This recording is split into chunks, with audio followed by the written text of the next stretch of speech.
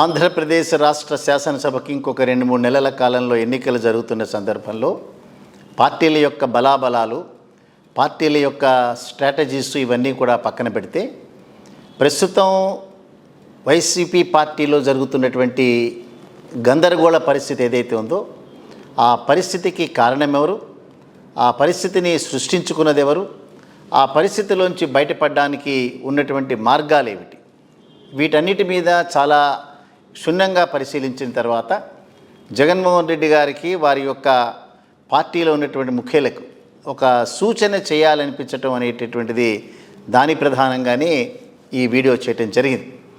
So ఒకసారి కనుక మనం చూస్తే జగన్మోహన్ రెడ్డి గారికి ఆంధ్రప్రదేశ్ రాష్ట్రంలో దాదాపుగా 40-45% వరకు ఉన్న ప్రజలు వారితో మమేకమవటమే కాకుండా ఎప్పుడైనా సరే ఏ ఎన్నిక వచ్చినా కూడా వారి పార్టీకి అండదండలుగా నిలబడడానికి రెడీగా ఉన్నటువంటి సందర్భంలో వారి యొక్క పరిపాలన దానివలన ప్రయోజనం పొందినటువంటి అనేక కుటుంబాలు జగన్మోహన్ రెడ్డి లాంటి పరిపాలన ఎల్లకాలం ఉండాలి, కలకాలం ఈ రకంగానే సాగాలని కోరుకునేటటువంటి వ్యక్తులు అనేక మంది ఉన్నారు.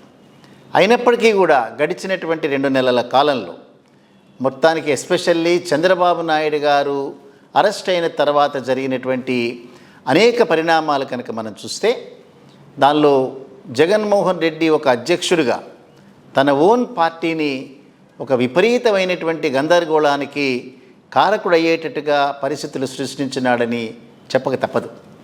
సో దీనిలో కనుక మనం చూస్తే ఒక పార్టీ ప్రజాస్వామ్యంలో నిలబడటానికైనా, ఒక పార్టీ అధికారం చేపట్టడానికైనా ఆ పార్టీ తరఫున పనిచేసినటువంటి నిస్వార్థంగా పనిచేసినటువంటి లక్షలాది మంది కార్యకర్తలు ఎవరైతే ఉన్నారో ఆ కార్యకర్తల యొక్క కష్టమే ఆ పార్టీని అధికారంలోకి తీసుకొస్తుందని చెప్పక తప్పదు.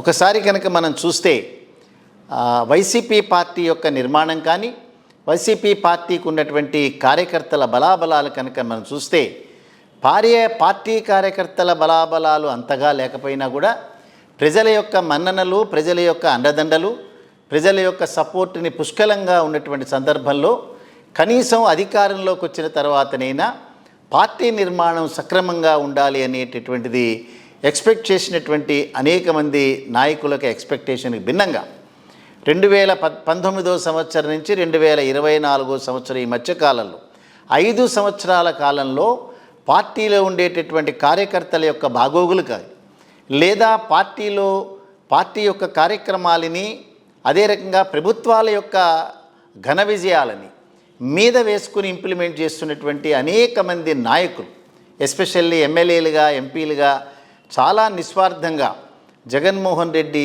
ప్రభుత్వాన్ని, జగన్మోహన్ రెడ్డి కుటుంబాన్ని, ప్రత్యేకంగా జగన్మోహన్ రెడ్డిని మీద వేసుకుని ముందుకెళ్తున్నటువంటి సందర్భంలో వారి యొక్క రాజకీయ భవిష్యత్తుని నిర్వీర్యం చేసే విధంగా ఈ మధ్యకాలంలో నిర్ణయాలు తీసుకోవటం అనేటటువంటిది చాలా దురదృష్టకరంగా మనం చెప్పాలి.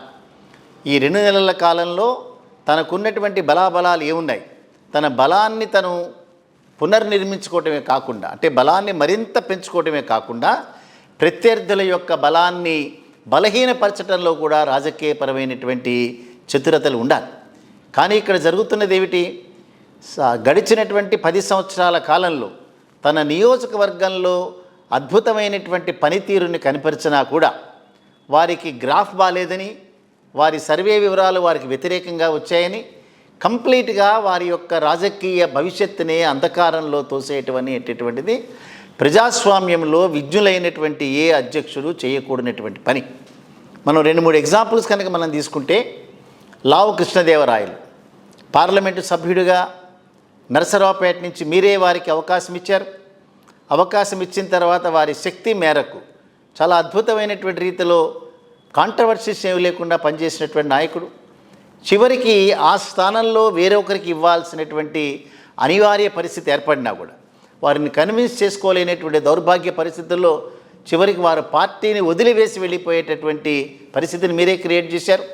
అంటే వారికి రాజకీయంగా ఏ రకమైనటువంటి భవిష్యత్తు లేకుండా చేసేసినారు. న్యాయం కాదు కదా ఇది. ఆళ్ల రామకృష్ణారెడ్డి గారు గడిచినటువంటి 10 సంవత్సరాల కాలంలో వైఎస్ కుటుంబాన్ని, జగన్మోహన్ రెడ్డి గారిని చాలా అమితంగా మీద వేసుకుని చేసినటువంటి కార్యక్రమాలు అనేక సార్లు వాపోయినారు. తన సొంత ఖర్చులు పెట్టుకుని కూడా చంద్రబాబు నాయుడుతో లీగల్ ఫైట్ చేసినటువంటి వ్యక్తి ఆయన. చివరికి వారికి ఆ నియోజకవర్గంలో వారికి ఆ కార్యక్రమాలకి ఏం చేయకుండా వారికి ఆ ఎమ్మెల్యే పదవిని ఓడగొట్టేటువంటి పరిస్థితుల్లో నిర్ణయం తీసుకున్నారు. సో ఏమీ చేయలేని పరిస్థితుల్లో పార్టీ నుంచి వెళ్ళిపోయినారు. ఒకళ్ళు కాదు, ఇద్దరు కాదు. ఇవాళ జనసేన పార్టీలో ఇంతకాలం కూడా వారు పార్టీ పెట్టిన దగ్గర నుంచి 2014 నుంచి 2019 సంవత్సరం 2024 సంవత్సరం వరకు కూడా పేరెన్నికగనటువంటి ఏ నాయకుడు వారి దగ్గర జాయిన్ కావడానికి ఇష్టపడకపోతే పువ్వుల్లో పెట్టి పళ్ళెల్లో పెట్టి మీరే వారికి ఎమ్మెల్యేలని ఎంపీలని మీరే ఇచ్చేసినారు. ముద్రగడ పద్మనాభం లాంటి వ్యక్తి తెలుగుదేశం పార్టీని జనసేన పార్టీని తప్పనిసరిగా నిర్వీర్యపరచాలి. వారిద్దరూ కూడా ఏ ఒక్క నియోజకవర్గంలో కూడా వారు గెలవడానికి మనం ఎట్టి పరిస్థితుల్లో అలౌ చేయకూడదనేటటువంటి డిటర్మినేషన్తో ఉన్న వ్యక్తిని చివరికి జనసేన పార్టీతో వెళ్తున్నట్టుగా సంకేతాలు వస్తున్నాయి. సో ఎక్కడా కూడా ఏ రాజకీయపరమైనటువంటి నిర్ణయం కూడా సరైనటువంటి ఆలోచన లేకుండా అనాలోచితంగా తీసుకునే నిర్ణయాలు కానీ కనిపిస్తున్నాయి. ఎవరు మీకు ఇచ్చినటువంటి సలహాలు ఇవన్నీ కూడా మీ దగ్గర ఉన్నటువంటి పేరెన్నికైన నాయకులు ఎవరైతే గడిచినటువంటి 30-40 సంవత్సరాల కాలంగా అనేక ఆటుపోట్లకి నిలబడి ఉన్నటువంటి నాయకులు మీ దగ్గర చాలామంది ఉన్నారు. అసలు మీకు ఉన్నటువంటి బలం ఏమిటి అనేటటువంటిది ఎప్పుడైనా ఆలోచించినారా? అదే రకంగా నియోజకవర్గాల్లో ఉండేటటువంటి ఆ నాయకులు కూడా ఎమ్మెల్యే స్థాయి ఎంపీల స్థాయిలు వారు కూడా మీరు ఏ రకంగా అయితే రాష్ట్ర వ్యాప్తంగా బలమైనటువంటి నాయకులు వారు కూడా నియోజకవర్గాల్లో బలమైనటువంటి నాయకులు అనేటటువంటి స్పృహ ఉండాలి. వారే మీ పార్టీని మోసినారు, మిమ్మల్ని మోసినారు. అదే రకంగా మీ యొక్క చెల్లెళ్ళ విషయం వస్తే ఎప్పుడైతే మీరు కాంగ్రెస్ పార్టీ చేసినటువంటి ద్రోహం వల్ల మీరు ఎప్పుడైతే 16 నెలల జైల్లో ఉన్నారో మీకు సంబంధించినటువంటి 15 మంది ఎవరైతే రాజీనామా చేసినారో ఆ 15 మంది మళ్ళీ తిరిగి ఎన్నికయ్యేటట్టుగా చేసినటువంటి ఆ యాక్టివిటీస్లో ప్రధానమైనటువంటి భాగం మీ చెల్లెలు మీ తల్లిగారు ఇద్దరూ చేశారు. రాష్ట్ర వ్యాప్తంగా పర్యటించారు. ఎప్పుడు కూడా రాజశేఖర రెడ్డి గారు బతుకున్నటువంటి సమయంలో బయటకు వచ్చి ఒక చిన్న కార్యక్రమం కూడా చేయనటువంటి ఇద్దరు మహిళలు, ఒకరు తల్లి ఒకరు చెల్లి, వారి యొక్క యోగక్షేమాలు వారి యొక్క పిల్లల యోగక్షేమాలు ఏమాత్రం వారి యొక్క ఆరోగ్యాన్ని పట్టించుకోకుండా శ్రీకాకుళం నుంచి తిరుపతి వరకు కూడా తిరిగినటువంటి సందర్భాలు మనకి ఇప్పటికీ జ్ఞాపకం ఉన్నాయి.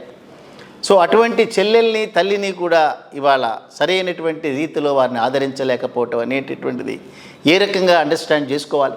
కాంగ్రెస్ పార్టీయే మా కుటుంబంలో చిచ్చు పెట్టిందన్నారు. దానికి షర్మిల గారు మాట్లాడుతూ కాంగ్రెస్ పార్టీకి సంబంధం లేదు, మీరే ఆ కుటుంబంలో చిచ్చు పెట్టినారు, మీ తరఫున నేను పనిచేసినానన్నారు. మొట్టమొదటిసారిగా తెలుగుదేశం పార్టీకి 8-9 నియోజకవర్గాల్లో డిపాజిట్ కూడా దక్కకుండా చేయటంలో చేసినటువంటి క్యాన్వాసింగ్లో షర్మిల గారిది ప్రధానమైనటువంటి పాత్ర. వారి యొక్క రాజకీయపరమైన నిర్ణయాలు మనం దాన్ని వ్యతిరేకించవచ్చు. కానీ ఇవాళ మీరు తీసుకునేటటువంటి నిర్ణయాలన్నీ కూడా అనాలోచిత నిర్ణయాలు. మీకు సలహా చెప్పేటటువంటి వ్యక్తులు ఎవరో కూడా తెలియనటువంటి పరిస్థితుల్లో ఈ అడుగులన్నీ కూడా పార్టీలో తీవ్రమైనటువంటి సంక్షోభాన్ని క్రియేట్ చేసేటట్టుగా ఉన్నాయి తప్పిస్తే దానిలోంచి అతి తొందరగా మీరు బయటకు రావాలంటే కనీసం ఇప్పటికైనా సరే 2019లో మీరు అత్యధిక మెజారిటీతో గెలవడానికి 50% ఓట్లు సంపాదించడానికి 151 సీట్లు గెలవడానికి కారణమైనటువంటి అనేక మంది రాజకీయ నాయకులు, ఉద్దండులైన రాజకీయ నాయకులు మీ దగ్గర ఉన్నారు. వారి యొక్క సలహాలు ఇప్పటికైనా పాటించండి.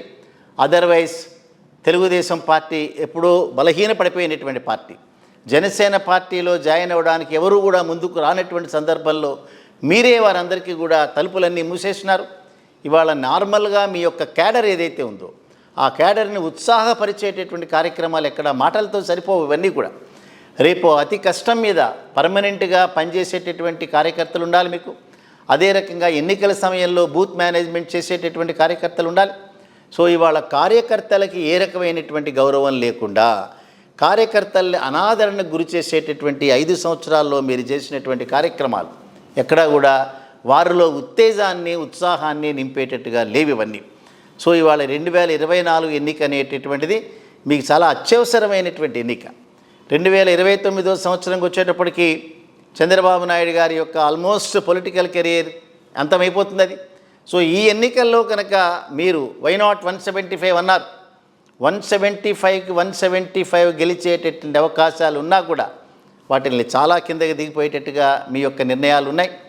తీవ్రమైనటువంటి సంక్షోభాలు ఎమ్మెల్యేలని ఎంపీలని తీవ్ర నిరాశకు గురి చేసినారు.